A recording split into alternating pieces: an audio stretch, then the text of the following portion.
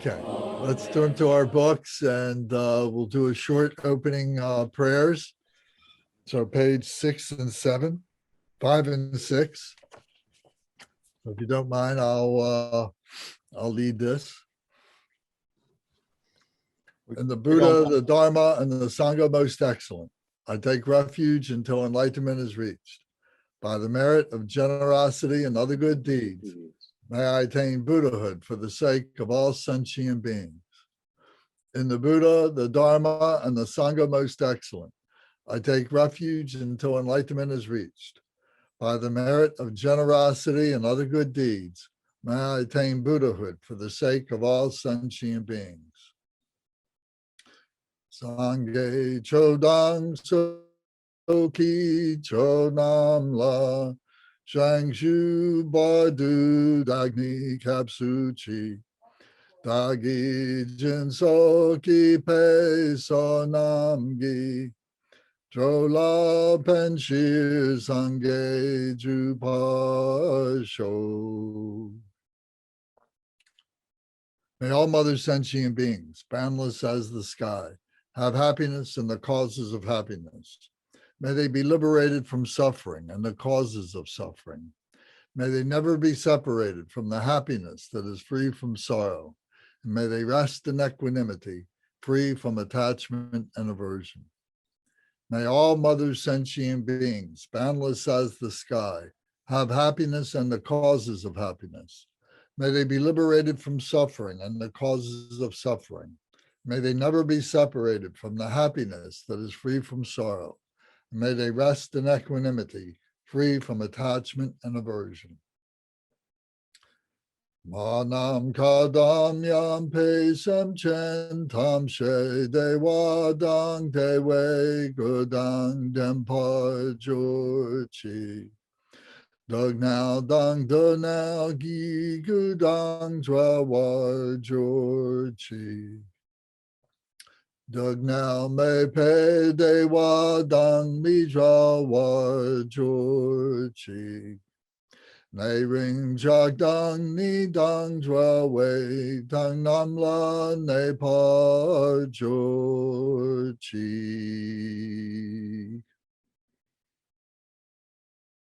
Okay, thank you. So tonight we're going to talk about karma, cause, and result. So I just want to have a little bit of a talk just to kind of set the context of where we're going to go with this. I've got a few notes that I can rely on. I hope maybe you've got some questions or some notes that you've written down, because we want to make this an understanding with our own lives. We talked about karma a few weeks ago. We went through the chapter in karma, and we went through and talked about, the causes, and we talked about all these different aspects about it. So we've gotten the academics of it. So I think it will be very good, a practical way to be able to examine how karma has shaped our lives. So we're going to, so if anybody's a little skittish about talking about their own personal lives and as a result of karma and so on, brace yourself. Okay, so we have to take responsibility. That's one of the major points of Buddhism, is taking responsibility for our karma. So we will put this onto context. So first, let me begin by, in the book Learning Buddhism, right on page 42, I just want to read this first paragraph so that everybody understands this particular concept, this particular context. So I'm going to read. Unlike other religions, the Buddha Dharma does not explain the existence of the world as having been created by an almighty creator. Instead, the Buddha Dharma explains how all phenomena arise through the functioning of karma, cause, and effect. So karma literally means action. So action, cause, and effect. Karma is commonly used by itself in English to refer to the functioning of action, cause, and effect. But the pure meaning of the word karma, Sanskrit word, is action. Back to the text, it says, all of the experiences that we sentient beings have are the results of causes that we ourselves have created. Everything is a result of the functioning of karma or karmic interdependence. Every action creates a result, a fruition of that result, and depending upon the action was virtuous or non-virtuous, its fruition will bring either happiness or suffering. So based on that context, we see that we are responsible for our own karma, our own actions, our own situations, our own conditions are all determined by ourselves. So I use the analogy that we are the architect of our life, and we set this architecture up. And then during the course of our life, we have to manage that like an engineer has to manage the construction of a building, or an engineer has to drive the locomotive, the engine of a train. The engineer has to be able to navigate all the vicissitudes, all the changes that happen, and so on. And many of those things, we don't have a control, we don't have a direct control over those vicissitudes. There are things that pop up that we are in the midst of because we put ourselves in the midst of those things. And part of that is the karma. So we're going to look at that and try and understand what this all means. So does anybody have any questions or comments? Okay. So I want to ask you a couple of questions. Does anybody have brothers and sisters in your family? Okay. So most of us have brothers. Ed, you don't have brothers or sisters? No? Okay. No, I don't. Okay. The point I'm trying to make with this is that, brothers and sisters grow up in the same house, generally speaking, grow up in the same house as, their brothers and sisters with their mothers and fathers in a family. Maybe we have to extend it a little bit because we may be only children, or we may come from a home that isn't a traditional home or something like that. But the point here is that we may grow up in this environment, but yet there's vast differences between ourselves and our brothers and sisters. And maybe you can read accounts of twins or triplets who have many, many similarities, but yet there are certain things about them that are quite different than their other siblings.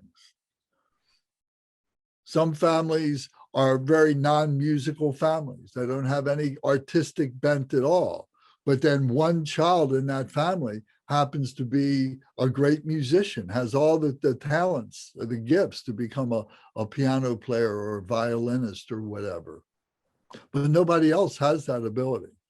Or maybe someone has the ability to be a great mathematician, a great scientist, someone who is able to apply scientific investigation, but the rest of the family has no ability to be able to do that. So what are the reasons? What are the causes for this? So in our philosophy, we would say that it's their karma, that there are that we all are individuals, and that we have this karma that was sown from lifetimes before. And it wasn't so much that it was Lance's karma, or it was Michael's karma, or it was Tom's karma. It was human karma. And there's this vibration that we are part of, that we move through that. And when all the conditions are ripe and everything, it's like a seed that just pops open and begins to germinate, begins to grow a stem and the flowers and all like that. So we're all part of this fabric. We're all part of this field of all this vibration. And then when we have these strong propensities, it resonates with us and we begin to grow in particular directions and so on. So what do you think of that idea of being born with a certain karma that has given you certain proclivities or certain experiences in your lifetime? So I'm going to start with Rebecca. What do you think of that, Rebecca? Darn.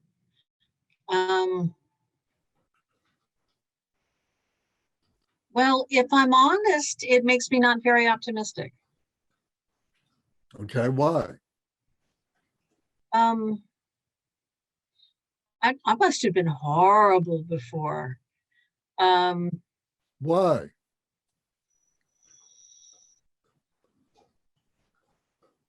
There are simply some circumstances in my life that predate my having the kind of power and authority to cause them to be different. I don't know. There are things that I don't know that I want to go into too much depth on, right? But if I kind of grew up as a young child in circumstances that I did, that caused me, for whatever reason, to have these sort of innate proclivities that I do, that I would like to change because they are uncomfortable. If that's just kind of, my nature because of my karma, it doesn't give me a lot of hope that they're changeable. Yeah. Are there good things in your life? Yes, there are also good things in my life, but there are some themes that are persistent that cause me some suffering. Could you, just for sake of discussion, could you give a proportion of what that is? 50%, 50%, 60-40? How would you evaluate that? I don't know how to do that. I really don't. Do you consider yourself to be a happy person? Lance, I'm not sure what you're asking her, and I'd like to have you restate that so her answer makes sense to me. I don't get the 50, 50, 60, 40. Well, I'm trying to understand, if we talk about karma, and people sometimes will say, well, there's bad karma and there's good karma. Right. The good things I do is because I'm a good person or something like that. But when bad things happen, oh my God, I got all this bad karma. Right. But there's good karma that that you have this life, where you were born, what land you were born in, Okay. the education you're able to have. Okay. And you're not born in a situation where you're in the midst of a famine or a great pandemic or a great war or something like that. So there's a lot to be. So I'm making the point that there's a lot to be thankful about that we tend to take for granted, but we seem Right. to. So one could argue that I am suffering from tiny little first world problems. How would you define that? First world problems. Oh my God, I couldn't get to Starbucks today, or oh, how great is my suffering? I can't find this pair of shoes that I want, or as opposed to being born in in a war zone, or oh my God, those big eyes. Right, I get it. I have a house over my head. I have food on my table. We went on vacation last week. There are many things about my life that are good. What drew me here is something that is a persistent issue in my life that I find challenging. Right. And so, you ask me to, well, depending on the day, I could say there's a 90-10, everything is horrible. Or, on other days, I can think, well, it's a small problem. It's just that it's a really gritty one. Okay, well, let me switch to someone else's comments. Oh, and yes, we may please. come back to yours and everything, Oh, so, no. so Ed, let me pick on you now. Come on. So, how do you, we talk about the results of karma are the 6 human realms. Do you remember our talking about the 6 human realms? Right. And how did we describe those? What was the general description that we used for the 6 realms of the 6 realms of human existence? It was the psychophysical drama of being a human being. So Ed, how would you gauge your life in terms of those 6 realms of human existence, those 6 realms? Well, I don't have command of those right now. I remember that we studied 6 realms, but I'm not, in this moment, I'm not conversant with those. All right, so it was the God realm. Okay, It was the jealous God realm. right. It was the human realm. Yeah. It was the animal realm, The 3 higher and the 3 lower. Yeah. right? The 3 higher, and then the 3 lower, the animal realm, the hungry ghost realm, and the hell beings realm. So, if you had to, kind of evaluate your life, at any given time, was there a time when you felt like this life was hell? Your life was hell? There've been such times. Yeah. Okay. Were there times when you felt like that you were just totally miserable because you were feeling insatiable? I don't know. I don't really relate to insatiable, but yeah, there've been times when I've been totally miserable. Okay. Or times when you were just very, animalistic in the regard that you didn't know what was happening, but at the same time, you're just trying to survive. You're just trying to survive in the best way you can, but in an animalistic way. It wasn't an intellectual way. It was more of a visceral way. Perhaps I have trouble getting my mind around that one, but maybe. Okay. Then how about, you mind me leading you on with this? I'm not sure it's to your benefit or the group's, but whatever. Yeah. Okay. Well, how about as a jealous God? Have you ever been felt that you were, your life was full of heedless pleasure, careless pleasures, but yet there were these constant conflicts that were going on?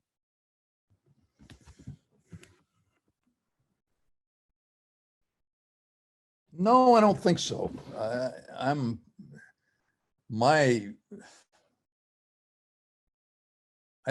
tend to be, I tend to be more negative than that. I'm never thinking I'm in complete pleasure. I'm always thinking there's a downside. So maybe that insatiability is a predominant thing. I don't know, Lance, you got me.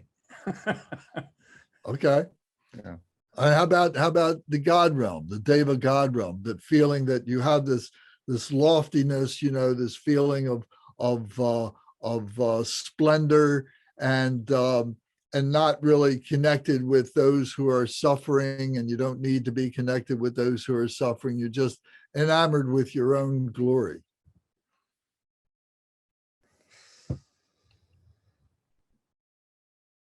It doesn't have to be right now. It could have been, 20 years ago or 10 years ago or, 45 years ago, whatever. Did you ever have a feeling of that, a sensation of that?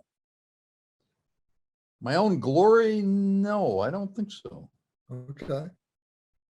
I see a lot of faces here that sort of look like they're glad you're asking me all these questions rather than them. Well, we're going to get around to everybody. Yeah, okay. You No, know, so- I don't think I'm helping the cause very much here. I'm just not, No, well, I think it is. I think it is because what it's demonstrating to me is our lack of understanding of who we are and why we are who we are. yeah, yes. And although we may be educated, although we may be intelligent, although we may have all of these benefits of being born in quote unquote a free land and everything, we still don't know what's going on. Amen. You know, and so I want to tie this in with karma. All right. What does this have to do with karma is what I'm trying to get to. Um, So I think by making this personal, mhm. it's going to allow us to have the gnosis of what karma is, and not just the textbook definitions of karma. Mhm. All right, fair enough. Okay, so somebody else want to volunteer for talking about their lives?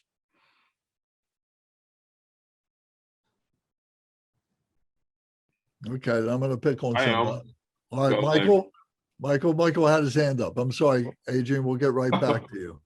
All Go ahead, right, Michael. I'll be What do here. you want to know? What do you want to know? Well, in your life, have you been aware of a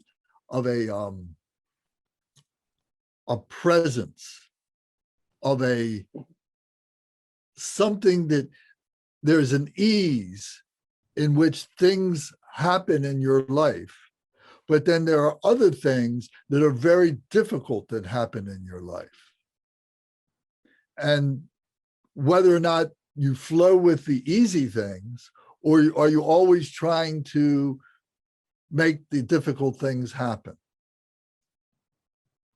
That was going to be the question for me, Lance. Sorry, Michael. Go ahead. Well, if you don't, well, it doesn't matter to me, but I'm okay. What do you want to do, Adrian? I'm just kidding. I'm just kidding. I'll answer the same question though. all right, that's fine. You'll have something to Okay. say about it. So Michael, please. For me, there's the way things have happened over time seem to come at me with ease. They seem to, be part of a natural flow, but they don't really present me with much ease. I've had way more struggle than shall we say rest and smoothness. Yes, yeah. And I do see the wave patterns, and I do understand the winds of karma, how they sort of buffet me throughout life. And for a time they'll catch my sails and send me north, and then for a while they'll send me in the other direction, and then occasionally they'll sink my ship.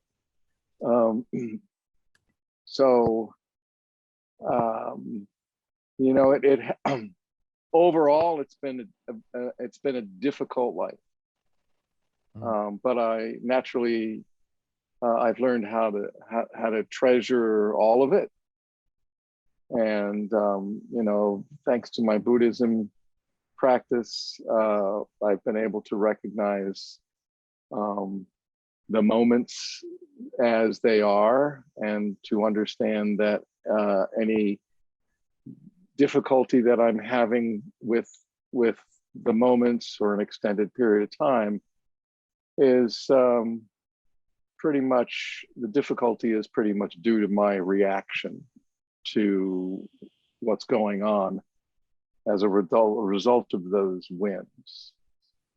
So I'm committed to the idea that we create our own existence, and that we create our own perspective of the world, and when we do that, we influence the world as well. So it's easy to to have a shitty time and then to make sure you have a shitty time, because the world will provide a feedback loop. So I don't know if that makes sense or if it's answering the question. No, it's good. You know, your candor is great, and everybody, you know, your candor is really much appreciated, you know, and I respect that. And you know, you don't have to say anything you don't want to. You can just cut it off, you know. But the idea is to recognize this within yourself. That's what we're trying to get to. So we're just at the beginning stage of this right now in this conversation.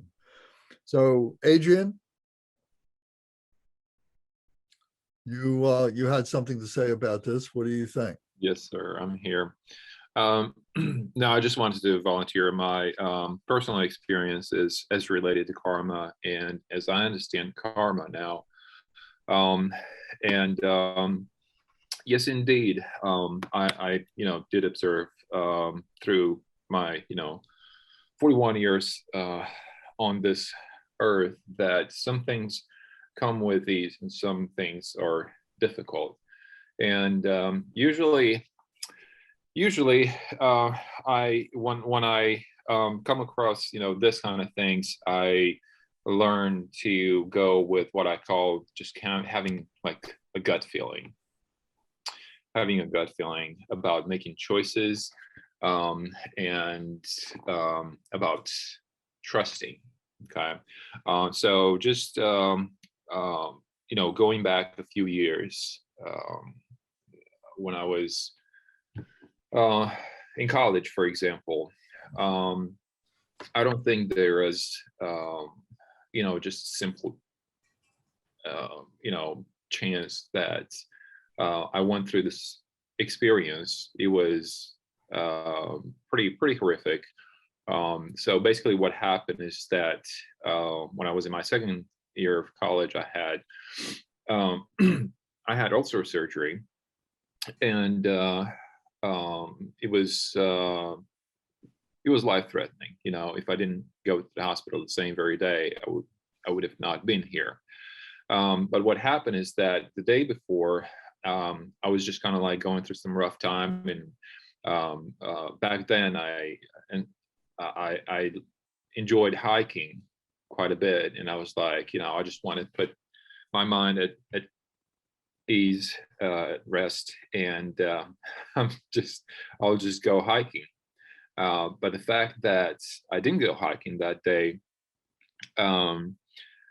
that saved my life, because basically, the ambulance was able to get to me, and I went to the hospital, and they just saved my life.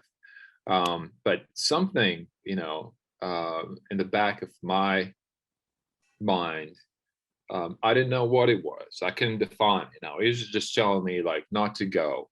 When I think something else that happened was that, I just couldn't find what I needed for that day. I think I was missing like a sleeping bag, or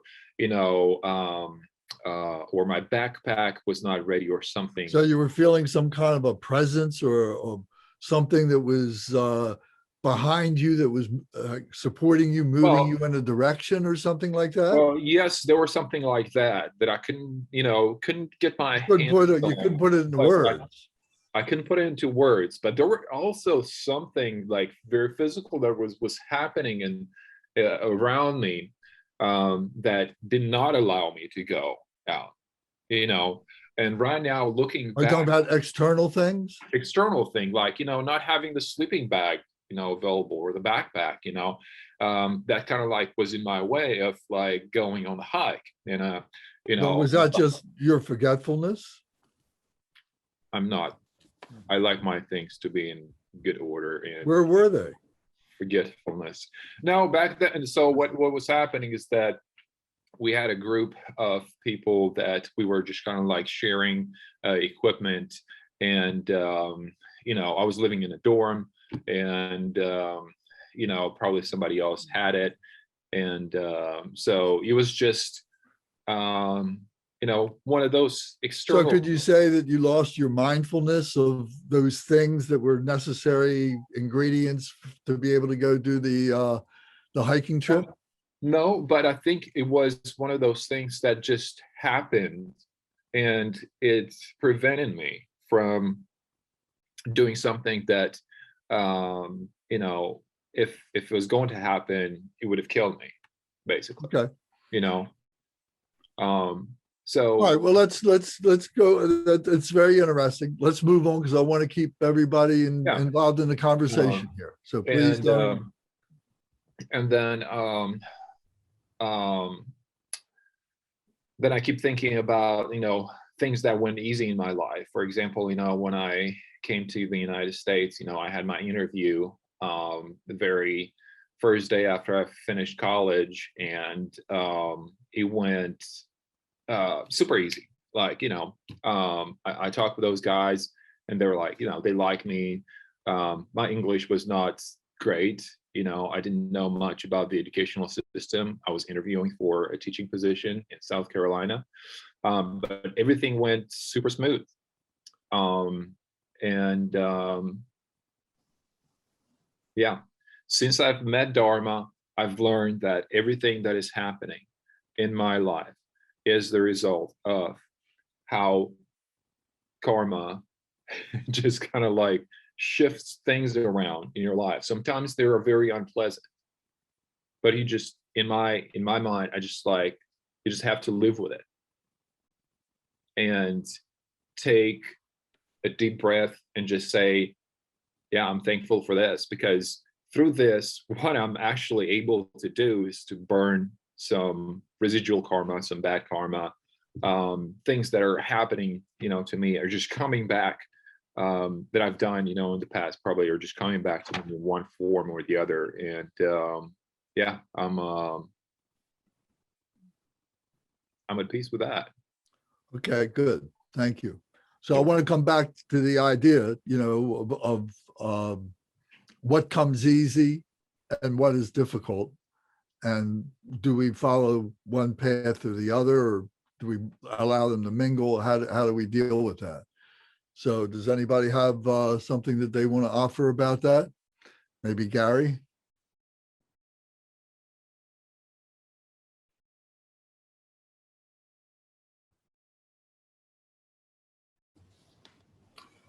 Well, I don't know. I'm trying to be sure of what you're getting at, but let me tell you how I'm understanding everything that I've heard and what you're getting at with karma. There are, in an oversimplification, I've found that there are things that we can control in life, but only to some extent. We think we're in control, but the phenomena of life itself introduces new variables into the solutions we put into whatever we think we can control. And then there are things we can't control at all. I can't control being caught in a tornado. It's there. And so what I've discovered is I try to control in the best way that I can, in a way that is best for me and those around me, the circumstances that are presented to me. And then I try to deal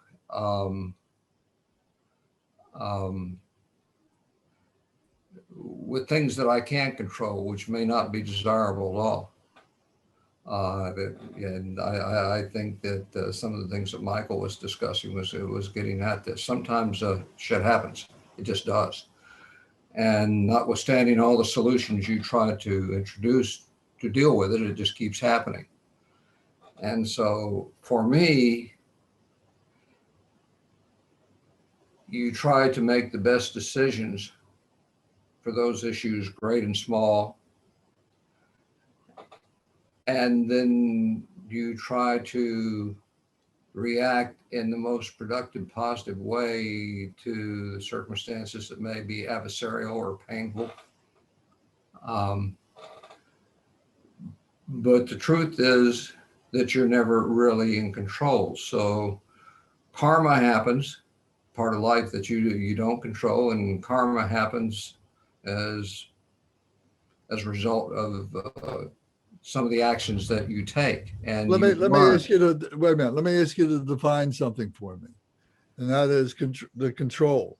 Are we able to control ourselves in the face of all this other stuff that is happening exterior to ourselves that we don't have control of, but we don't have control, or we do have control of ourselves? We can control to some extent our reactions. Why to some extent? Because what is happening to us keeps changing, and we can control. We can understand that what we can understand is our own limitations about the things that happen to us in life, the bad luck, whether it's an accident, whether it's a So death in luck. the family. So you're introducing the idea of luck. Well, Random choice. if luck or providence, things that Okay. just happen, and how you react to them. And sometimes they're very bad. Sometimes they're very good. And sometimes very good things happen to you, and they're not really the result of any particular achievement. You've stumbled into something, and then I think what your obligation is to do is to make the most of that by extending that energy to other people around you. All right, so let me ask this question, and this goes to everybody, and we can't, have the answer from everybody right now, but you should be thinking about the answer is, have you made good choices in your life? Is where you are right now, is that a result of a good choice or a series of choices, good choices, or maybe they were bad choices? Maybe you regard where you are now as the result of bad things, and you're not in a very good place right now. So I think that's an important question. We're all at a certain point of our lives. We're middle age or seniors who are at the latter stage of our lives and everything. And how much control now have we seized of our lives, and are we managing at this point? Because we've learned, things to eliminate or something like that. Or have we begun to recognize what comes easy, what comes naturally, and what comes difficult, what presents itself as difficulty, and have we navigated through that to give ourselves a happy life, a better life, a more joyous life, a more productive life, however you wish to look at that. So let me give the baton to somebody else to talk, please. So Katie, how would you respond to that question? The choices in life that have led me to this exact moment. That's what the question is about. More or less, yeah. More or less. Okay. So my overall experience, and I apologize for the background noise. My overall experience seems to point towards the situations keep repeating until my emotions are understood and my reaction is controlled. And I say that because I find myself repeating similar situations due to my misunderstanding or altogether ignorance or misunderstanding of my own emotions. Because my take on this life is to understand where emotions, what's the point of feeling of emotions. So for example, even having this discussion, maybe 2 months ago would not have been possible for me. My heart would be pounding, and it would be such a very strong and visceral reaction that I would be unable to think clearly and straight. Whereas now, through the practice and through learning to understand my emotions and how they impact me, I'm able to better control them, not suppress them because they're always there. And I also believe very strongly that emotions can be very powerful and informative when they are understood. So as far as my point in life right now, I do consider myself very blessed, and I had a lot of negativity attached to that because I didn't understand my emotions. I didn't understand my past karma that was driving my emotional cycle. I hope I'm making sense. So I think karma also has a lot to do with our take on those situations, our take on those lessons, our perspective on what is happening, and the fact that we do not have control necessarily on what's happening at us. We can gain control and understanding in how we react to those situations. So that's me personally, that's what I'm trying to focus on, because I find that the more I let go and detach from the, why is this happening to me? Once I detach from that, then handling it and understanding it becomes much more easy. So that's my take, and I hope I'm answering it. All right, no, that's very good. So you know, you made the point, I think, if I can paraphrase that, you know, you're in this situation and the situation keeps rotating around. And what seems to be propelling it is this emotional responses. And until you can recognize the causes or the nature of those emotions, then that particular rotation maybe begins to be under control. You know, Yes, but then there's yes. always something else that pops up, you know, but that's life, right. okay. Okay. Can I ask? Yes, sir. If I think what Katie just said is compelling, and I'm also what Gary said. You know, we deal with the hand we've got. I mean, both.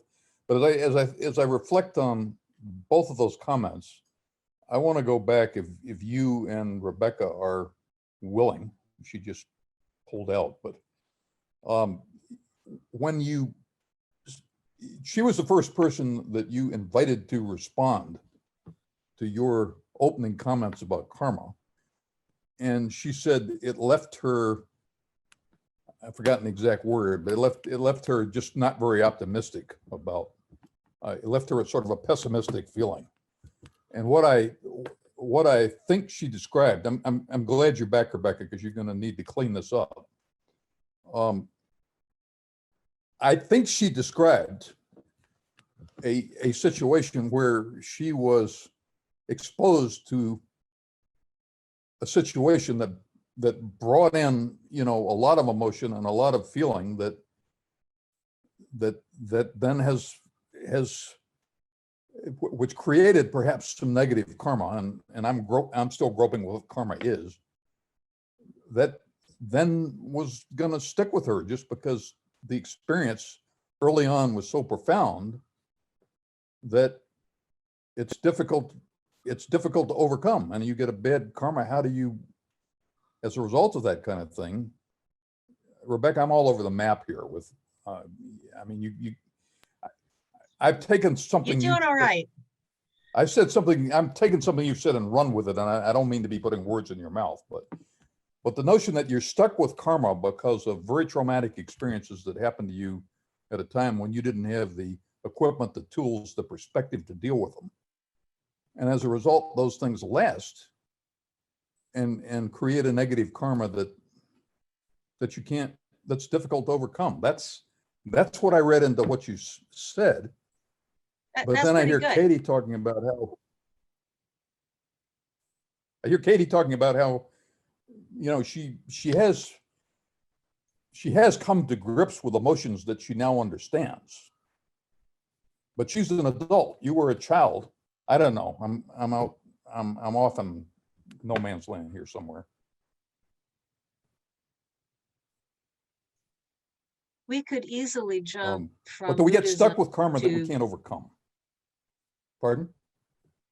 I was going to say, we could jump from Buddhism to psychotherapy in a hot minute. And I don't think that that's beneficial to Lance's point. So I'm resisting going there. But I had never thought about my But you own said childhood what you said. experience. Lence's opening comments did not give you optimism. Right. That if I am somehow intrinsically carrying negative karma, and Lance, I get your point about good karma and negative karma. I mean, there's just cause and effect, right? It's an interesting metaphor for the fact that that has Gary's like you're playing the hand you're dealt, and the cards are very complex, and very, very random, right? And you know, my position at this point is that this is all a very good metaphor for trying to explain the way the world works, because if it was just random and chaotic, we'd all go insane. So operating within the metaphor, the experience that I had at 5 that I was not prepared to handle on my own, and no one was there to help me to process it, I've recreated throughout my life. I've almost intentionally sought it out, and I've done it again and again. And I'd like to not. And if that's karma that I carry because of a choice that I'm making because of what my experience was as a child, and my life lesson is choose something else, then that's valuable, right? Well, does that mean suppressing that which you're uncomfortable with?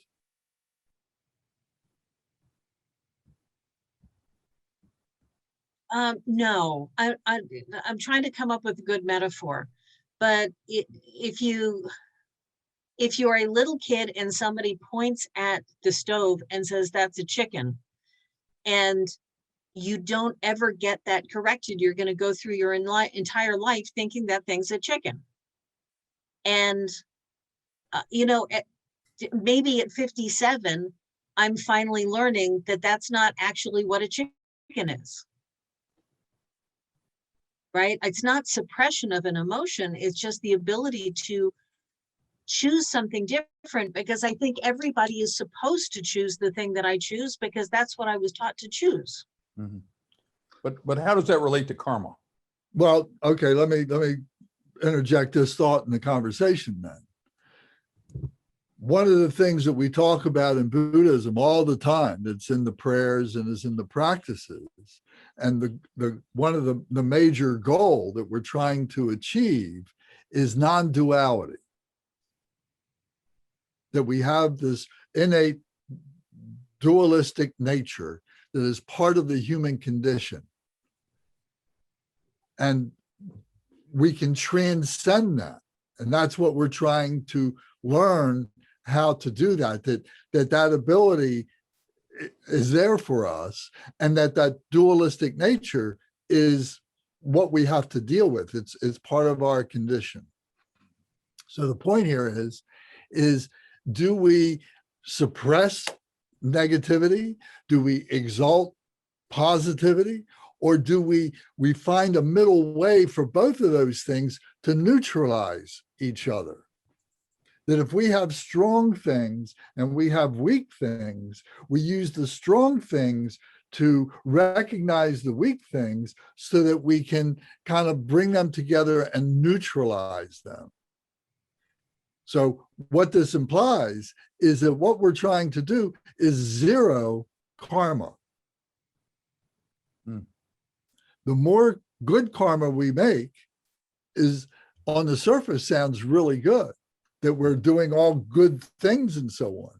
However, as we've talked about before, that those good things can turn on us. And in a certain situation, all of a sudden, those good things become attachment. Those good things become pride. And we get lost in that. And it just pulls us down. Remember, in the God realm, what is the fault of the God realm? Is pride. Pride of arrogance of their superiority. And they don't have to pay attention to anybody else. And what happens when they die? They precipitate right down into the lower realms. So the point here again is what we're trying to do is find this middle way, is find this neutrality, to find this zero karma. Now, to do that, we have to engage. You know, it is a process. It is a process. But the things that are our doubts, the things that are our doubts, the things that we feel strongly about one way or the other, the things that we suppress are all indicators of what it is, what our work is. And what we're trying to do is to develop the courage and the skill to be able to work through all this, that we don't gain anything by suppressing it. We have to allow the karma to ripen. That's one of the phrases that we should recognize. We need to allow this karma to ripen, whatever it is, and so that we can recognize it and we can deal with it. We can bear the fruits of it, and that we can use that for something else in our lives that maybe needs more attention. So I just wanted to introduce this idea of neutral karma, and when things are difficult, how we deal with those difficulties. We all have difficulties. I'm sure we all have good things in our lives. Otherwise, we wouldn't be where we are right at this very moment. So I'm going to ask somebody else to speak. So Tom, will you speak a little bit? What is your what are your comments or questions on this topic of karma at this point?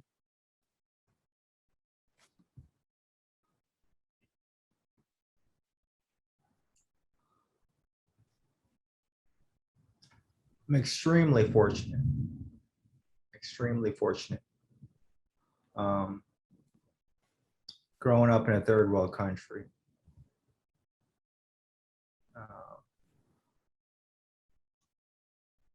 Seeing a lot of things.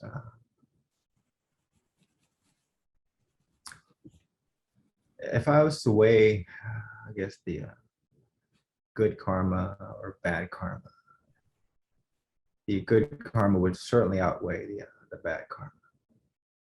But the bad karma is what you really learn from. That's where real learning begins. You know?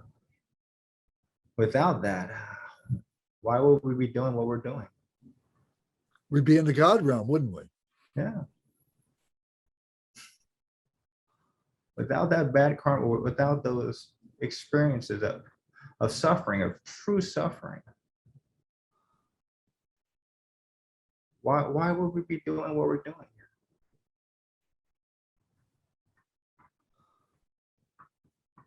And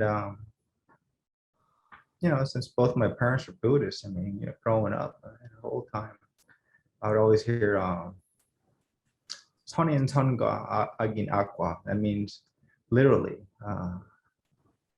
there is no good or bad people. There's just good action and bad action.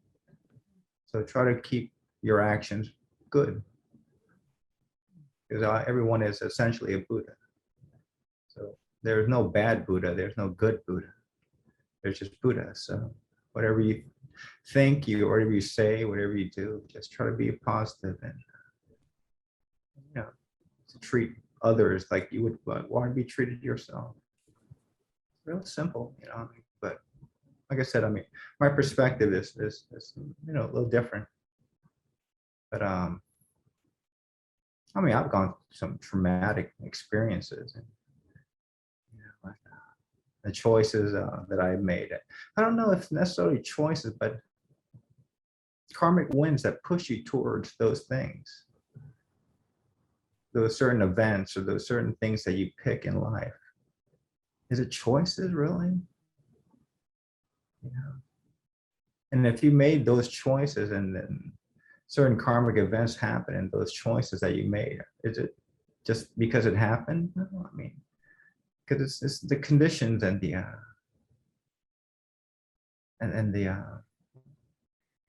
everything was right for it to happen. So I think, you know, choices, we have a certain amount of choices that we can make, but I think a lot of things also have to do with the cause and the conditions that our karmic winds, you know, winds push us towards. And how we accept these things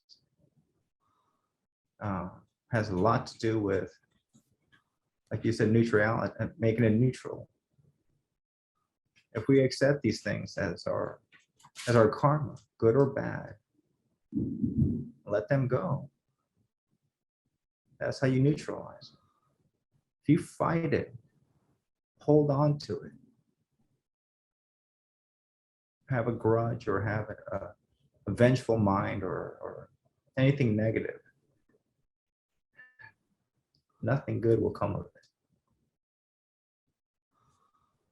So ultimately, you know, it's letting go of those things, good or bad. Okay, thank you very much.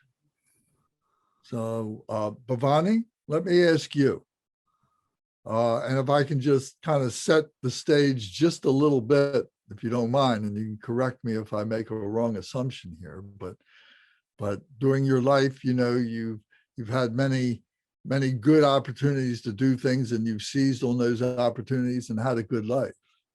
But then this past year has been for you and for William a very difficult year because of health reasons. So I would just like you to comment on the perspective of your life and now where you are in this stage of your life and what's happening this past year. Yeah, that's very interesting, Lance. Because in some way, you could look at it and say that there have been a lot of difficult things happening in this last year for us.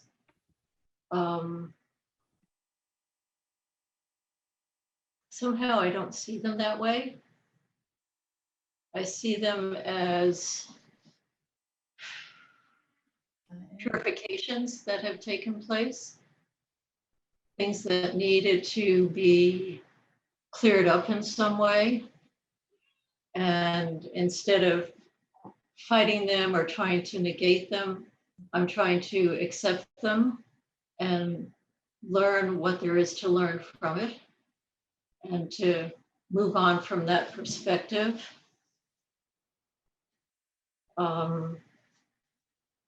I've had a real blessed life that I would look back and say, which doesn't mean that I didn't go through any hard times, because, you know, you could write a story and say all these things that happened that were difficult, but there were great lessons from them all. And I think that is continuing and just helping to make us stronger, maybe creating more desire for prayer and meditation and Dharma study. I think that, to me, that's one of the best ways of coping with things that are difficult that are going on in life.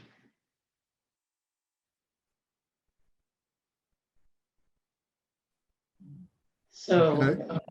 It's all for good. That's how I see it. And a lot of that seems to be because of your attitude, I think. Well, probably so. I mean, I mean, even the trials and tribulations that you've been going through this past year, you know, everything you said, you know, was about all the good stuff. You know, you didn't dwell on the bad stuff. No, I don't like to dwell on the bad stuff. It doesn't do any good. It just pulls you down. And if you try to turn it around and see, well, what is there for me to learn from this? And how can I grow from it? Then it's something that you become thankful for. Okay, William, let me ask you basically the same question. In your life, which, from what you've told me and over the years, this past year, we've become friends over Zoom and so on, phone calls, and that you had a good life, but this past year or so, or maybe for you a little bit longer, you've had some health issues and so on. So how have you navigated this yourself? I complain a lot.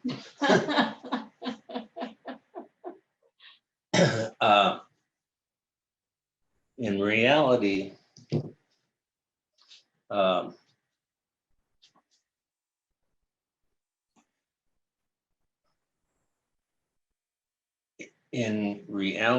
I have done a lot of things that weren't very good. They weren't exceptionally bad, but they weren't good. In terms of what, behavior, or what do you mean? Oh, just almost everything. But I've been working on things from previous lives, and they're all coming together now with the fact that we're working with a good teacher like you, giving us insight into some of the things that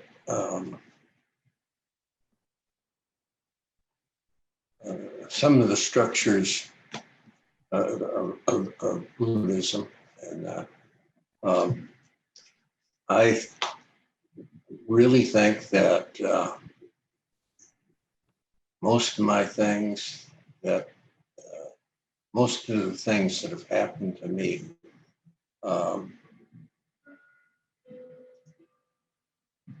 haven't really been accidents, but they've been caused from accidents maybe 50 years ago.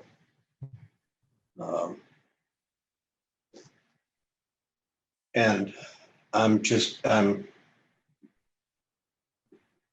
I worked at a motorcycle sales and service, and the community was kind of rough. So I know sales and service, Harley Davidson. So in the Midwest, and I was in St. Louis.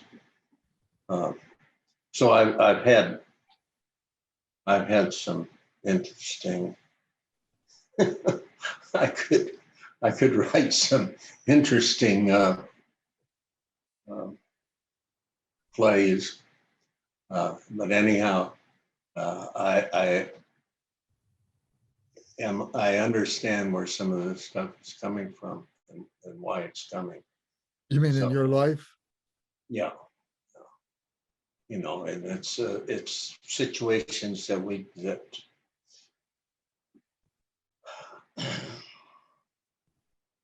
it's situations that we have, and that we have to deal with, and that that are karmic, a lot of them, and they're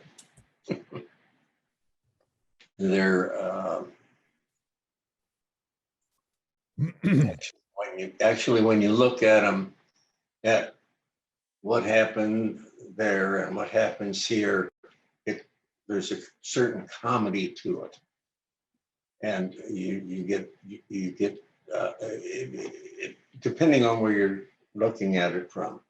I mean, you could look at it like, oh my, you know, poor me. But it's a thing where I'm functioning and having these interesting experiences, which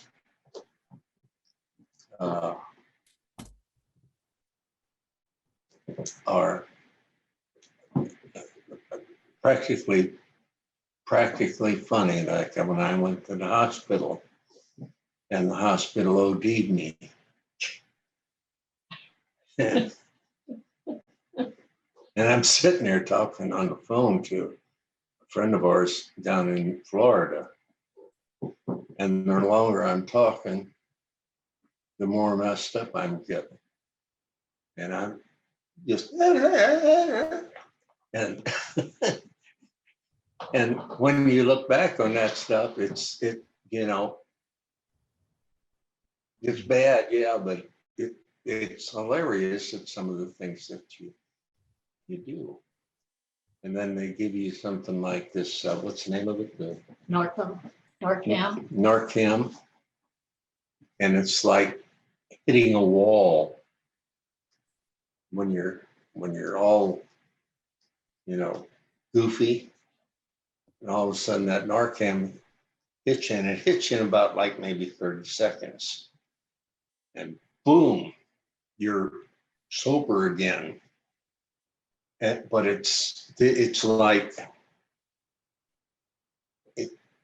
I belly flopped one time from 12 foot going into the water. I belly flopped in a swimming pool. And that's kind of like what Narcan feels like.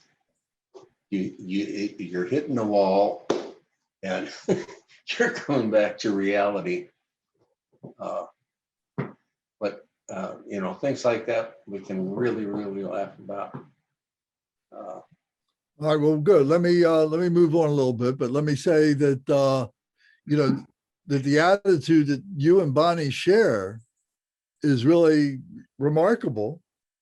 Is something that is wonderful, and to have a sense of humor despite our foibles and all the difficulties is a good thing to have. We may not all have it. It may not come easy to us all. So even these proclivities, you see, are karmic. The fact that you have a sense of humor about it, while others of us may not have a sense of humor about it.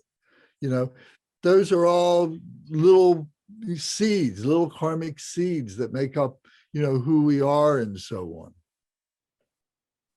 So let me move on and ask Zara, because I know that you've been listening to everybody very patiently, and I'm sure that you're going to have something interesting to say.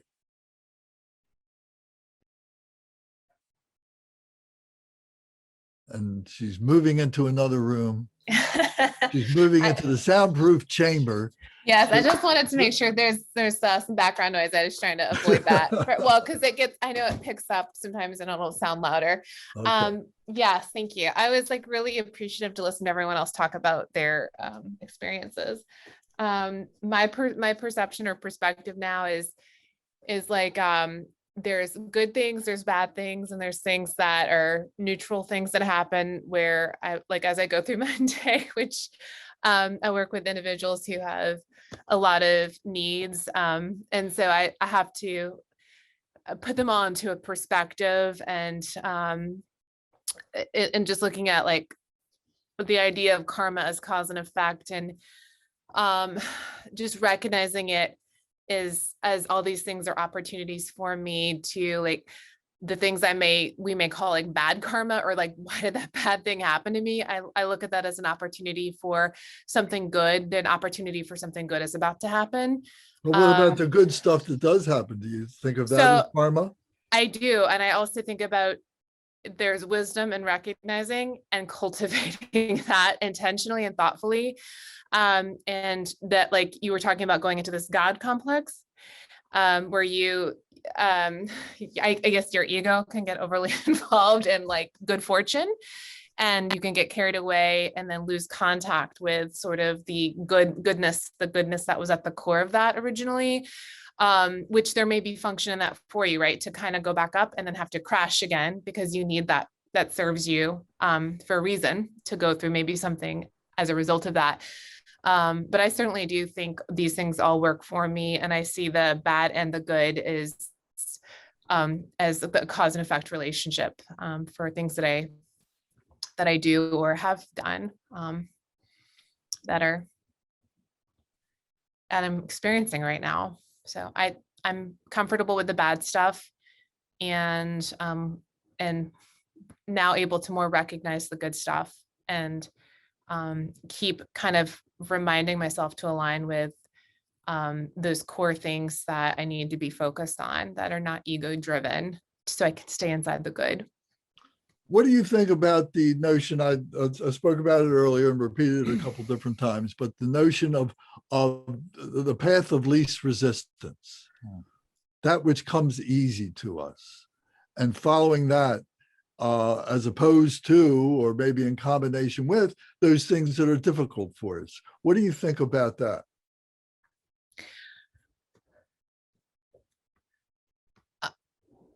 I would, my thought is always to travel the path of least resistance. That's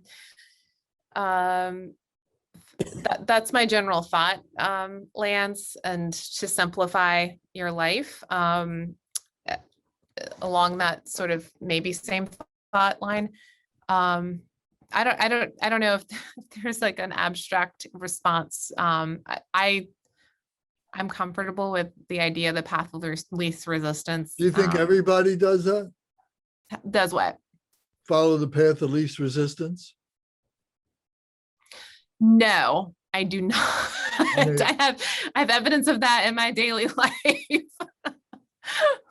where I see people suffering for things that I'm like, there's a struggle there, and I can see maybe there's another route. I'm like, hey, you don't have I'm to curious, suffer. who follows the path of least resistance in their life? Who can track that and see that in their life, following the path of least resistance? Or did you feel more apt to want to follow the difficult path because you felt that the challenges, for whatever reason, or the rewards that would come out of that were more important than the path of least resistance, because maybe that didn't lead to the kind of recognition that you were looking for within yourself or somebody, or that you wanted other people to recognize you as? Who followed the path of least resistance? Or am too stupid to know. So you and Zara, you and I are the only ones that did. I'm a both. And so I would say some of each. There's sometimes when those difficult times are to teach us lessons. There's sometimes when it's to make us take a look and see how important is this? Or am I? So you accepted the lessons? Yes. So Ed, how about you? You accepted the lessons? In some cases, yes, and in other cases, I ran away. I mean, I ran to the path of least resistance. Mm-hmm.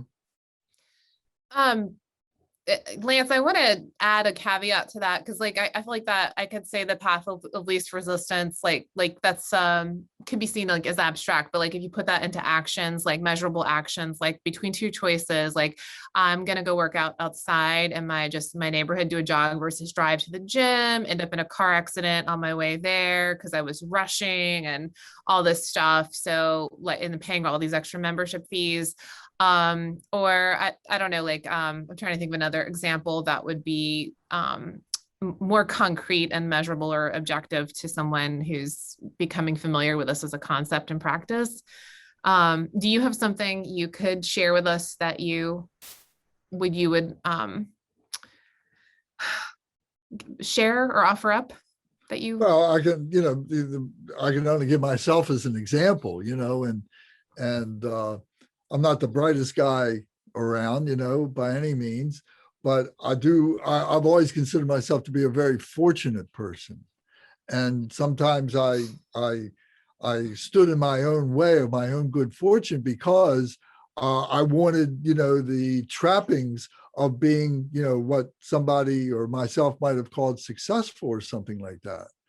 But I found that there was in my career, in my being able to be an adult and being able to work in a way that not only supported myself and my family, but also in my own rationalization, you could say, helped other people.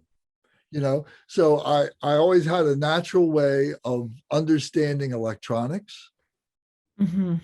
and I always had a natural way of communicating, which translated into salesmanship. I was a pretty good salesman, and I was able to bring the two things together. I was a technician for 19 years,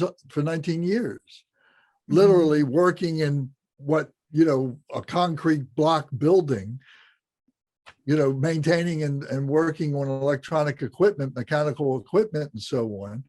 And then I got to the point where I needed glasses.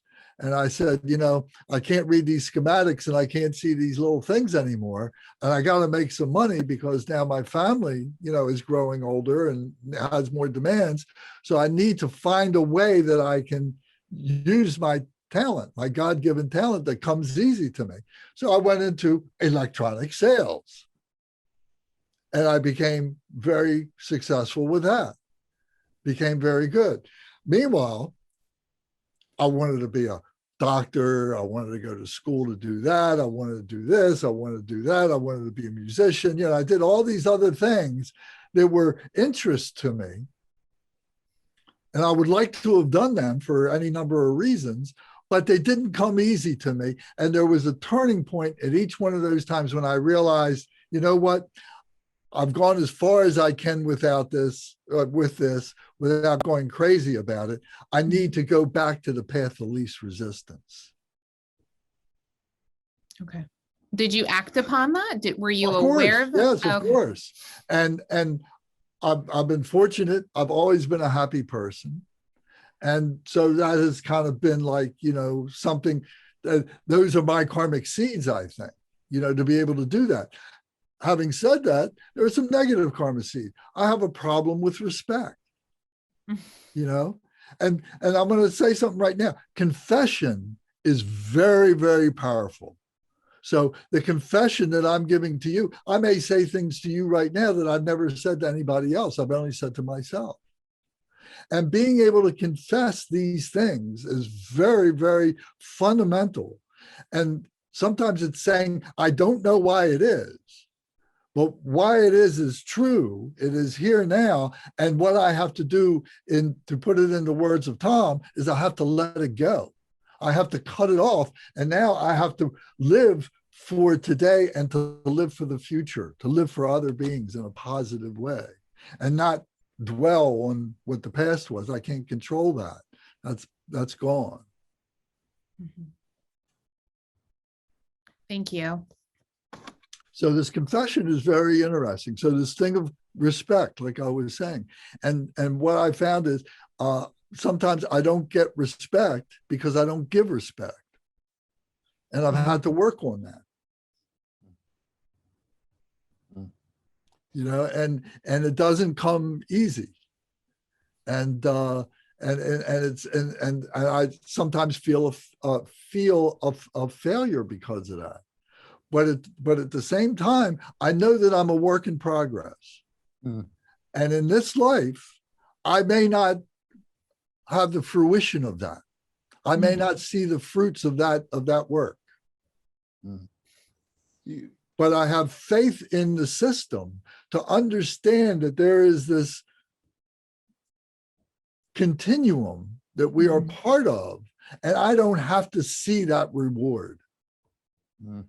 I don't have to be attached to that reward. I understand. Thank you. Thank you. Yes, Ed. That was helpful. But I'm having a little, how do we tie all this to karma? I mean, everything you've said makes a lot of sense if I'd never heard of karma. And and last week you said we'd get a little bit, maybe this week, into why past lives are, you know, are fundamental to Buddhism. Well, we have to understand the relationship of our present being Right. and past lives, as well as our future lives are direct result of what we're doing now. But I'm not trying to be cynical here. I'm groping. I mean, how do we know their past and future lives? All right, well, that's the next part of this conversation. So we kind of set this stage, you know, where we can see our lives. Hopefully, you know, we've seen some good things, we've seen some bad things, we've seen the choices that we made in our lives and so on. And now the question is, you know, why is it this way? How did this happen and so on, you know? And do you need to know the law of gravity to know that you're not going to fall off the earth, that you're not going to fly away into space? Is gravity a natural law? But how much of it do we really understand? Zero. Likewise, the other natural law, the natural law of electromagnetism. Mhm. Do we have to become electrical engineers to understand all the mathematics behind electromagnetics and so on? You know, do we know that it exists? Is gravity invisible? Is electromagnetism invisible? Does the sun, our sun and our solar system, keep this solar system moving in this way that it's been moving for billions of years through the single power of gravity? And is our solar system not part of this galaxy that is in this gravitational pull as well?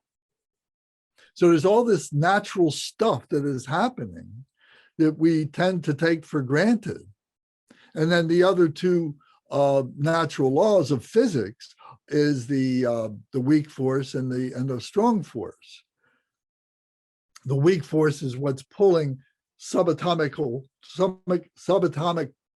particles apart, and what is keeping them together. The strong force is keeping them together, and the weak force is what's drawing them apart. So the weak force is, is the idea that the universe is evolving, is constantly expanding, whereas the strong force is that it's being held together. But then we can through a mathematical equation and the technology be able to blast those atoms apart, those subatomic, and what's released is this enormous amount of energy and so on. So we can see that there are these net results. So the point here is, this is in physicality. We can see this. In psychology, we're learning about the psychology of the mind, but it seems, it's a vicious, it's more like a plate of noodles. If you take a plate of spaghetti and you just hold that, where's the plate of spaghetti begin and end? You don't know. The psychology is bewildering, to say the least. But in spirituality, there is this law of karma that has a relationship to the psychology, that has a relationship to the physics. And it's a matter of being able to educate ourselves and to be able to raise our bar of how it is that we evaluate things.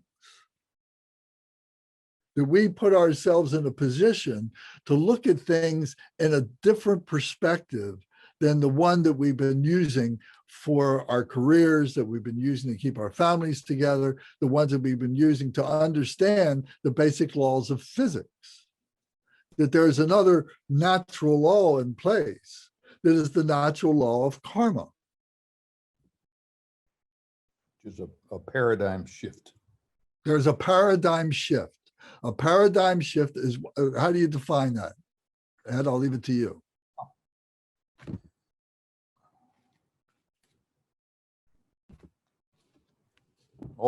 You've got a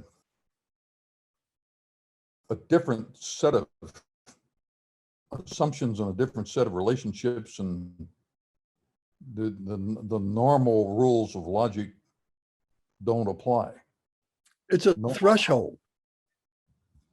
There's Yeah. the threshold that is crossed. Mm. And mankind, if you study the history of mankind, you see that there's been paradigm shifts about every 100 years or so in science and sociology and politics, so many different things. There's been these paradigm shifts. So that's an excellent word for what it is that we are personally trying to experience, a paradigm shift within our own lives, with our own awareness. Mhm. So the mechanism that allows us to do this, to recognize this, is what we beat up on every week, is meditation, is being able to rest the physical body. All the energy that we expend while we're sitting here talking, and I imagine you all are looking at a screen just like I'm looking at, and you're looking at, how many pictures there are, and everybody's fidgeting. Everybody's going around doing all kinds of things. And what if you could stop fidgeting? All that energy that you're using to fidget, now you can channel into something else. So that with that fidgeting, you're also thinking. You're evaluating what I'm saying. You're evaluating what everybody else is saying. You're evaluating what you're thinking about it and what it is that you want to say, or maybe that you're afraid to say. So you got all that stuff going on. Your mind is going like crazy. Maybe you want to be someplace else. But what if we could focus that energy on one thing? That mental energy. What if we could focus that physical energy on one thing? If we could focus those two things on one thing, it's like a laser beam. And then you can burn a hole in something. You can do magical things with that laser beam. Well, that's what meditation is. If we can take that energy and focus it with our mindfulness on being able to liberate ourselves, being able to elevate, being able to transcend and exhaust what happens here and rest what happens with our physical body, now we've got a power that is beyond anything that we've maybe at this point been able to experience. And that's where we have the paradigm shift. That's where we have the epiphany. That's where we have the awakening. And it comes in glimpses. If you haven't gotten that book, Glimpse After Glimpse, he does a wonderful job in being able to notate that.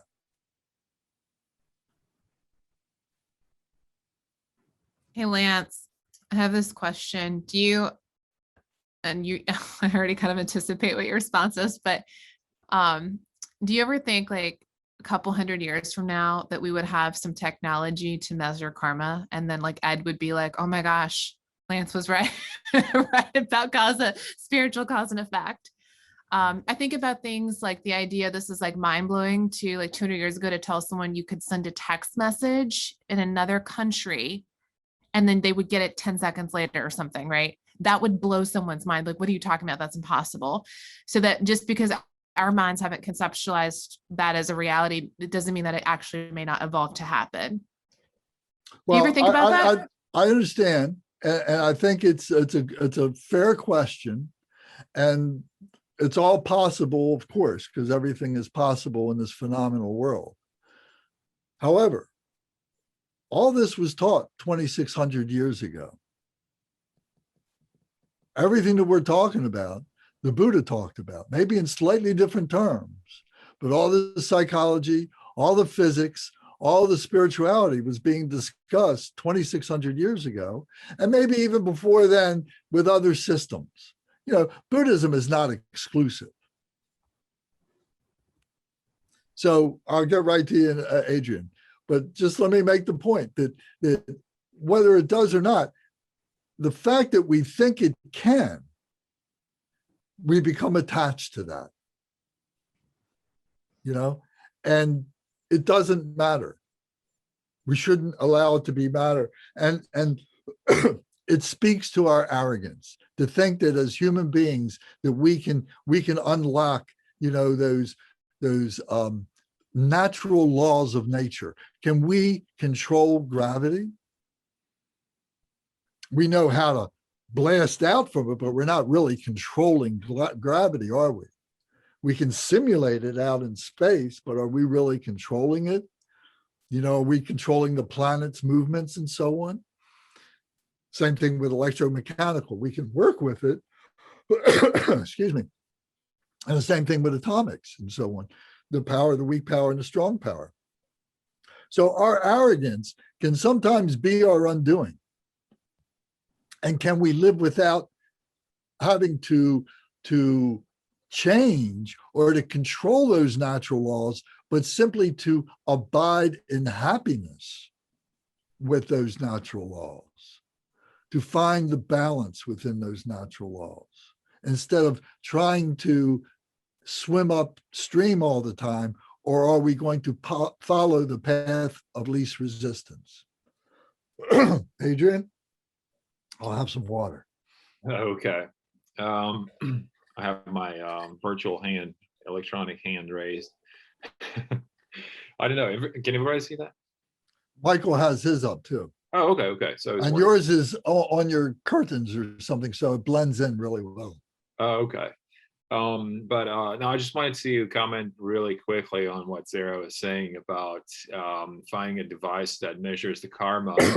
I think I strongly believe that we do have that. And it is, in my belief, it is our own bodies and it's our own life. And it's just a matter of how you look at it. You can look at it and you're the, you know, own judge to that. But I do have a question for you, Lance. So just a little bit, you know, earlier you mentioned something about bringing the bad actions, good actions, or virtuous, non-virtuous actions to a middle path, right? And just now you were talking about just resting in meditation. So I'm hoping that I can articulate my question here. But in the first example that you said, you know, bringing everything into the middle path, that, at least to me, it sounds like you are engaging in something, bringing, you know, trying to make a compromise with things, which, you know, from what my understanding is, karma, you know, action creates more action. Karma creates more karma, right? So in that sense, you'll be, is that, I'm just asking, is that counterintuitive, you know, to engage and just trying to, you know, bring all that is happening in our lives to that middle path, knowing that we can create more action? Or is it the other alternative, like you said, you know, just a minute ago, to where you engage in non-action, I got it. meditation, and you realize that the non-virtuous, good or bad, are actually part of the same thing? I got it. You know,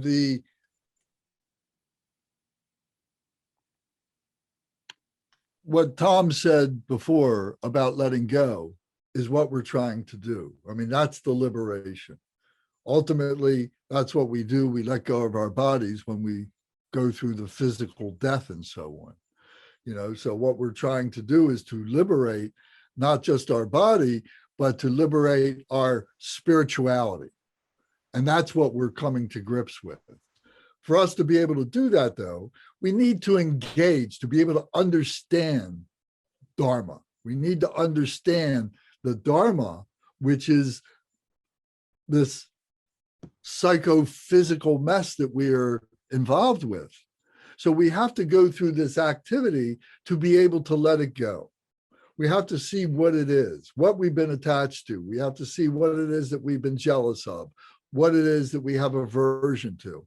We have to recognize all these things in order that we can liberate these things.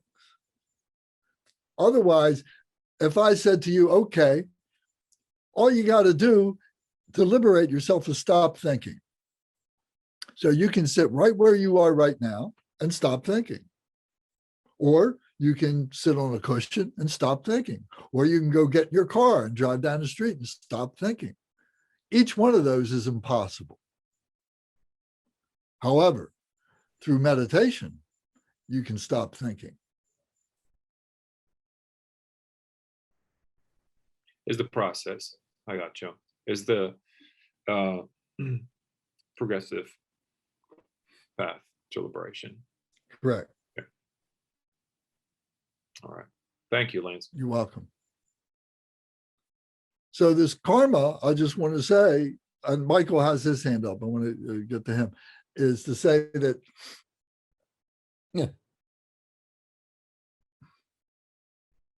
well, I lost it there for a minute. Michael, why don't you speak? Okay. I understand very, I understand how difficult it is to talk about karma, because we can't, I don't think as humans, we can't take the 10,000 foot view and the little guy in the body view at the same time. So karma, what we know about karma, what anybody knows about karma, seems to be so wrapped up in our lives that it's difficult to look at it as a function of the universe at the same time. So, and you talk about the middle path. I think the middle path, one of the ways that we get a middle path is to meet in the middle between the universal perspective on karma and our personal experience of karma. But as you said, it's like gravity, where what we don't experience, we're probably not going to get a grasp of outside of lifelong practice, because I believe karma is the machine that the universe runs on. I mean, the universe runs on karma, because to me, karma is the exchange of information and impact that happens in a universe or a multiverse where we all know we are completely interconnected with all phenomena, with all life, with all phenomena, and we are completely interdependent, which means that every time I wave my pencil, the air, I make the air molecules move, and those air molecules moving has an impact across all space, across time, and on a quantum level with the rest of existence. And that's how karma gets created, by every action that I take, every word that I say. And it's, unless we practice, we'll never get close to the 10,000 foot view of understanding how waving my pencil is going to change my next life. But what we can realize is, I believe, how our actions, because the way that we behave impacts the world around us, and as it impacts the world, it impacts the world's future. And we do this throughout our lives. So I liken it to creating the wake of a ship. So as we cruise across the ocean of samsara, we leave a wake behind us. And the wake is our waves.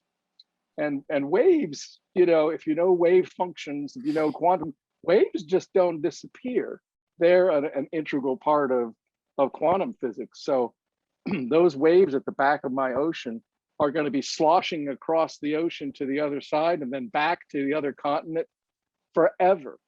So the actions that I take in this life, no matter how small a being I am, are going to have ramifications for all of existence, for all of time. So it's just so big, but we get to come back to the point if we at least say, okay, I agree that because of interdependence and interconnectedness, that's possible. The best way that we can reach neutrality is to minimize our impact on the universe. In other words, to create no karma, as you say, which means move nothing, make no move, don't disturb anything anyway. So if you don't create any winds, you don't create any waves, then not only are you not going to experience in the later life or later in life the kickback from those waves, but you're going to leave the universe as it's naturally flowing in a position of equanimity. And I think that's a wonderful opportunity that we have to know that we impact all of life all the time, and the responsibility is immense. But from a personal level, to know that to do no harm is the and to love deeply and to care is probably the number one thing that we can do for the universe and for ourselves and for those we love. The idea of past lives, And what's however, the third part of that? What's the third part of that? You say do no harm, do virtue, and what's the third part of that? Tame your own mind. Tame your own mind. Right. So that's the magic. Because it's our mind that is running. You said that, and 12 people went, and 12 different ideas went shooting around. Yes. So the point is to tame our mind, not necessarily to be thinking about the same thing, but to be not thinking at all.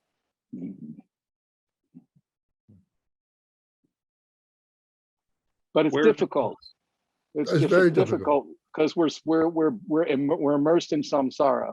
So how long? Let me ask you this question, because you've been a long time practitioner, and Tom, you've been a long time practitioner. So let me both ask you, and Adrian, you can answer this question too, and everybody can answer this question. How long did it take you to get to this conversation?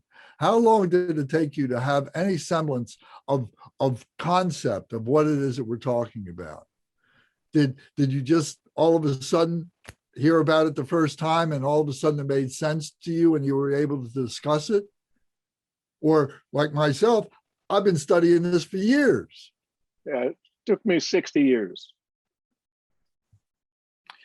With me, I think I just gradually quieted a lot of things down, and I was able to listen to my inside voice a lot more. And that's when things started happening for me. And I mean, Right. I'm where I'm supposed to be, but Right. I've learned that this is where I need to go. Right. Tom, how about you? You got a comment on that? It's a work in progress. I'm still working at it. And this is just the beginning. We're all beginners in this. We may have had, prior lives where we've been introduced to this or whatever. We may be mavericks who rebelled against this. We were like teenagers who wouldn't accept the truth of the reality of situations in our families, and we run away from home, or we do all kinds of crazy things like teenagers are apt to do. Mavericks. But then at some point, we begin to get a little bit mature, and we say, okay, maybe I gotta really take this more seriously. So in any case, we've got this life now. What are we going to do with these teachings? What are we going to do with these practices? Do we just forsake them? Do we let them go? Let them do their magic? Do we not believe in them? What do you think we do? Ed, what do you think? I think I'll think. You're still in the thinking process, Yeah, huh? yeah. Okay. Hmm. Anybody else want to comment on that question?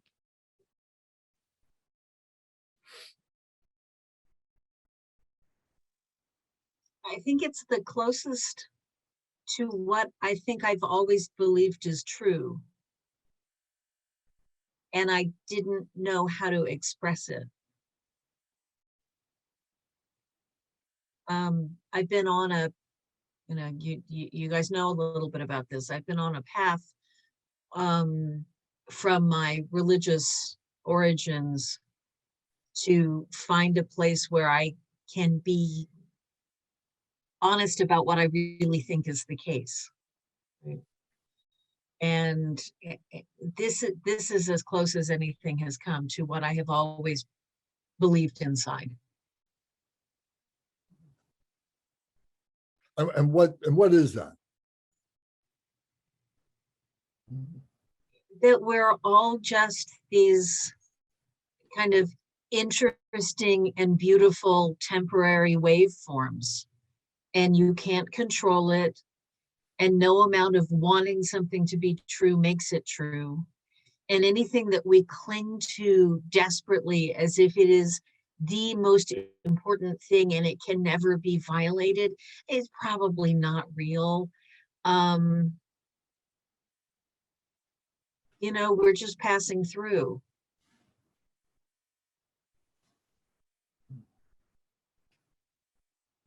Do you feel stable in that?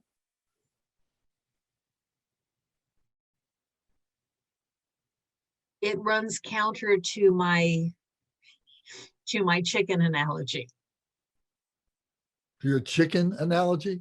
Well, remember earlier I was saying, if when you're really little, somebody points at a stove and says it's a chicken, right? This runs counter to, so Tom has the advantage of having sort of grown up in a family that, where they were homogenously of this mindset. I'm walking very far afield from my family and my origins. And I have family who already shun me for worshiping the same God that they do, just differently. Literally shun me. And if I told them, it'd be rough, right? And then how important is that? And really, literally, how important is it that I am genetically DNA connected to those people? If I am spiritually and mentally so different from them? Maybe not much. Yeah, well, in the lineage, of Buddhism and so on, and a teacher, will have many students, many disciples and so on, but then there might be one who they might consider to be their heart disciple, their heart son, their heart connection with that being. And there's this inexplicability, if I use that word right, of being able to define that connection. But then there may be another student, or maybe a group of students who intellectually and spiritually too tune in to the teacher and are able to materialize what it is that the teacher is communicating. But that heart son is the one that teacher has such an affinity for, but at the same time, that heart sun may not be making that connection. There's something there. There's a bubble there that is causing them to be apart from each other. So both are lovely. There's a quote from somewhere, the best teachers have no disciples.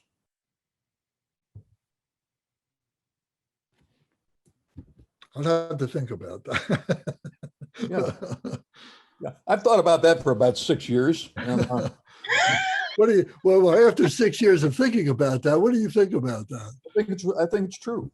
What is it? Go ahead and expound on that a little. Well, I didn't come prepared to do that, but the best teachers create, well, not create, the best teachers inspire learners to create their own path,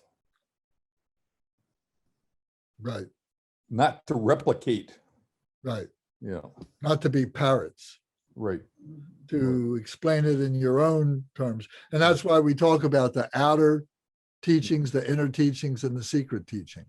Well, and you've said, and all this just sort of comes around, you know, the Buddha said, I can't tell you, you have to experience it. Right, I can help. Well, another thing, good teachers create the conditions for learning, right. but the learning is a personal experience, not a replication of. I don't know. Is this relevant? I don't. No, it's perfectly relevant. Of course it is. No, I think it's Yeah. perfectly true, you know, yeah. And there's all kinds of scripture Heavy that stuff. goes to support that. You know, there's all kinds of stories of the lineage to support that exact idea. And where are we in that? You know, it brings up many questions, but they're intellectual, they're games, you know, it's stuff that we play with, you know. The real thing is, can we sit on the cushion, develop that mindfulness, and then take that mindfulness when we get up off the cushion, take it with us. And that our life becomes an embodiment of that mindfulness. So we're just beginners in this, like I said. You know, each one of us is at a slightly different level.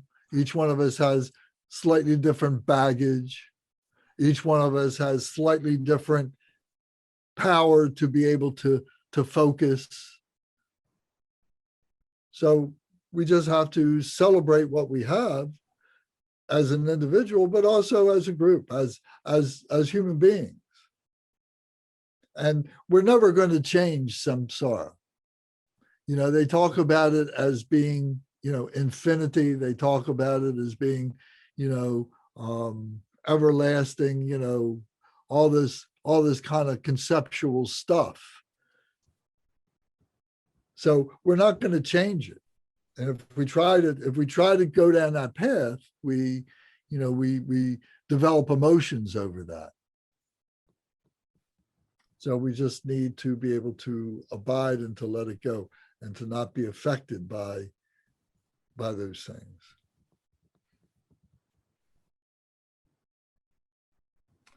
So we're near the end here. Does anybody have anything burning that you would like to say before we close? I want to say that I see a hand. I've Oh, actually seen two hands. whose hands are those? Oh, I see William and Bonnie have a hand up. Yes. Adrian had his hand up for a while too. All right. Well, we've heard from Adrian a couple of times. Let's look at William and Bonnie, see what they have to say. And we'll talk to Adrian when we can. Yes, William and Bonnie, did you have something? Oh, I had something. Yes. I wanted to do a little story with you, but I think I've got not enough minutes to do that. It was about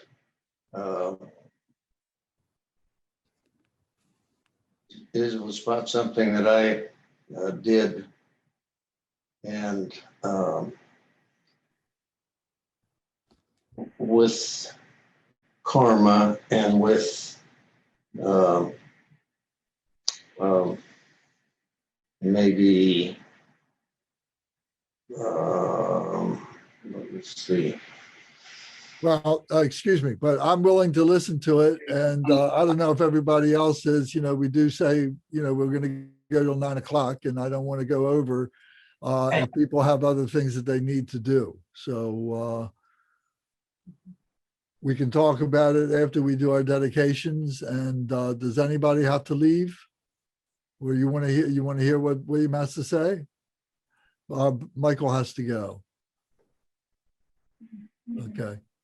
All right, so let me do the dedications. And if anybody wants to stay and we can talk a little bit more, I'm fine with that. But I do think it's important to be punctual with things. And so we'll say our short prayer, the Te Karma prayer. By the virtues collected in the 3 times by myself and all beings in samsara and nirvana, and by the innate word of virtue, may I and all sentient beings quickly attain unsurpassed, perfect, complete, precious enlightenment. May the teachings of the great Trikumpa Ratna Shri, who is omniscient, Lord of the Dharma, master of interdependence, continue and increase through study, practice, contemplation, and meditation until the end of samsara. Om, Ah, Hom. Om, Ah, Hom. Om, Ah, Hom. May my body, speech, and mind become inseparable with the body, speech, and mind of all the enlightened ones. Thank you all very much for this conversation. I hope it drew some light onto a difficult subject. But like I said, it's the beginning, and it's up to each one of us to continue searching with that light. Thank you, Lance. Thank everybody. You're welcome. Thank you, Ed. Thank you, Good Ed. night, everybody. Thank you. Bye. Next week, we'll get back to Wonderful. stages of Thank you. meditation.